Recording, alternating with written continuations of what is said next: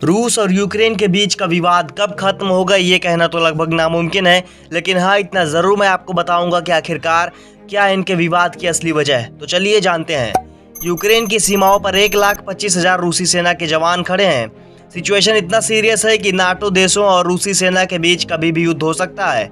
विवाद यह है कि Ukraine North Atlantic Treaty Organization यानी कि नाटो का सदस्य देश बनना चाहता है और रूस इसका विरोध कर रहा है। नाटो अमेरिका और वेस्टर्न कंट्रीज के बीच एक सैन्य गठबंधन है, इसलिए रूस नहीं चाहता कि उसका पड़ोसी देश नाटो का मित्र बने।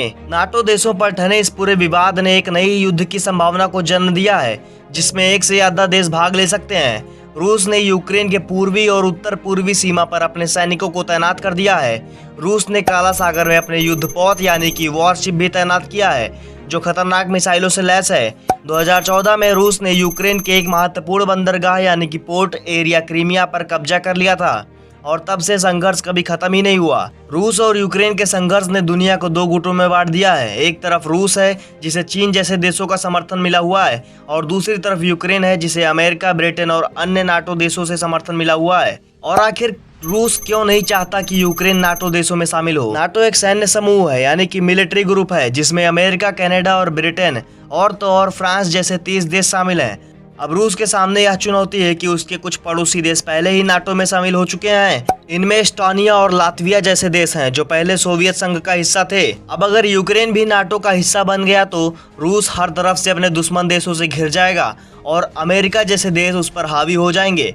अगर यूक्रेन नाटो का सदस्य बन जाता है और रूस भविष्य में उस पर हमला करता है तो समझौते के तहत इस समूह के सभी 30 देश इसे अपने खिलाफ हमला मानेंगे और यूक्रेन की सैन्य सहायता भी करेंगे। रूसी क्रांति के नायक व्लादिमीर लेनिन ने एक बार कहा था कि यूक्रेन को खोना रूस के लिए एक शरीर से अपना सिर काट देने जैसा होगा।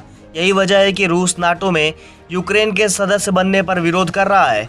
यूक्रेन रूस की वेस्टर्न बॉर्डर पर स्थित है। जब 1939 से 1945 तक चले द्वितीय विश्व युद्ध के दौरान रूस पर हमला किया गया था तो यूक्रेन एकमात्र ऐसा एरिया था जहां से रूस ने अपनी सीमा को सुरक्षित किया था। अब अगर यूक्रेन नाटो देशों के साथ चला गया तो रूस की राजधानी मॉस्को पश्चिम से सिर्फ 640 किलोमीटर दूर होगी। अभी फिलहाल यह दूरी करीब 1600 किलोमीटर तक है। लेकिन यूक्रेन नाटो में क्यों शामिल होना चाहता है? यूक्रेन के नाटो देश में शामिल होने की वजह 100 साल पुरानी है। 1917 से पहले रूस और यूक्रेन रूसी साम्राज्य का हिस्सा थे।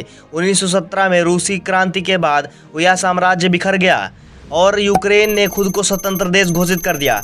हालांकि यूक्रेन मुश्किल से 3 साल तक स्वतंत्र रहा और 1920 में यह सोवियत संघ में शामिल हो गया। 1991 में जब सोवियत संघ का विघटन हुआ तो यूक्रेन सहित 15 नए देशों का गठन हुआ। सही मायनों में यूक्रेन को आज़ादी 1991 में मिली थी। हालांकि यूक्रेन शुरू से ही समझता है कि वह रूस से कभी भी अपने दम पर मुकाबला नहीं कर सकता और इसलिए ही वह एक ऐसे सैन्य संगठन में शामिल होना चाहता है जो उसकी आज़ादी को सुरक्षित रख सके। अब बात करते हैं दोनों देशों की सैन्य बल के बारे में। यूक्रेन के पास ना तो रूस जैसी बड़ी सेना है और ना ही आधुनिक हथियार हैं।